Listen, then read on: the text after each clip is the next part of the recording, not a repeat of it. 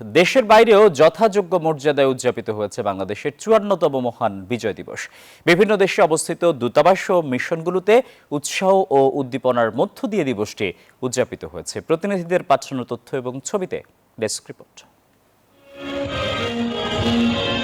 যথাযোগ্য মর্যাদায় মহান বিজয় দিবস পালন করেছে বাংলাদেশ দূতাবাস পর্তুগাল।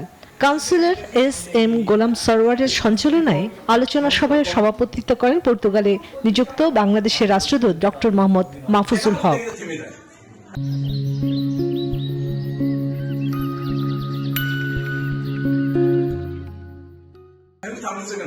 লন্ডনে বাংলাদেশ হাইকমিশনে বিজয় দিবসের আয়োজনে উপস্থিত ছিলেন হাইকমিশনার সৈয়দ আবিদা ইসলাম, ইউরোপের জামায়াতের প্রধান ব্যারিস্টার আবু বকর মোল্লা, বাংলাদেশ লেবার পার্টির ভাইস প্রেসিডেন্ট রাকেশ রহমান সহ প্রবাসী সাংবাদিক ও যুক্তরাজ্য বাংলাদেশি কমিটি নেতৃবৃন্দ।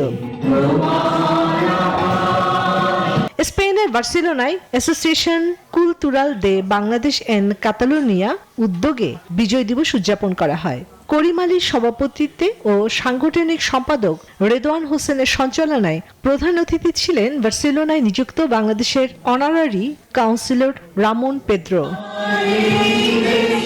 কানাডা ক্যালগারি বাংলাদেশ সেন্টারে বিজয় দিবস উদযাপনের আয়োজন করে Bangladesh Canada association of Calgary. প্রবাসে বেড়ে ওঠা কোমলমতি শিশু কিশোরদের মাঝে বাংলাদেশের বিজয় দিবসের চেতনা, ইতিহাস, ঐতিহ্য ও সংস্কৃতি জানানোর জন্যই এই আয়োজন বলে জানান সংগঠনটির সভাপতি ইকবাল রহমান। যথাযোগ্য মর্যাদা ও উৎসাহ উদ্দীপনার মধ্য দিয়ে মালদ্বীপে মহান বিজয় দিবসের ৫৪তম বার্ষিকী উদযাপিত হয়েছে। এতে উপস্থিত ছিলেন মালদ্বীপে নিযুক্ত বাংলাদেশ হাইকমিশনার ডক্টর মোহাম্মদ নাজমুল ইসলাম। যে সবচেয়ে গুরুত্বপূর্ণ জায়গাটা ছিল, যেটা আমরা বারবার স্মরণ করি, সেটা হলো আমরা আমাদের দেশের স্বাধীনতার জন্য রক্ত দিয়েছি। লেবাননের যথাযোগ্য মর্যাদা ও ভাবগাম্ভীর্যের মধ্য দিয়ে উদযাপিত হয়েছে মহান বিজয় দিবস। বৈরুতে বাংলাদেশ দূতাবাসের পতাকা উত্তোলন করেন উপমিশন প্রধান মোহাম্মদ আমিনুল ইসলাম খান। বিজয় দিবস ও বাহরাইনের জাতীয় দিবস উপলক্ষে বাংলাদেশ ইয়ুথ ক্লাব বাহরাইনের উদ্যোগে অনুষ্ঠিত হয়েছে এক বর্ণাঢ্য কার শোভাযাত্রা।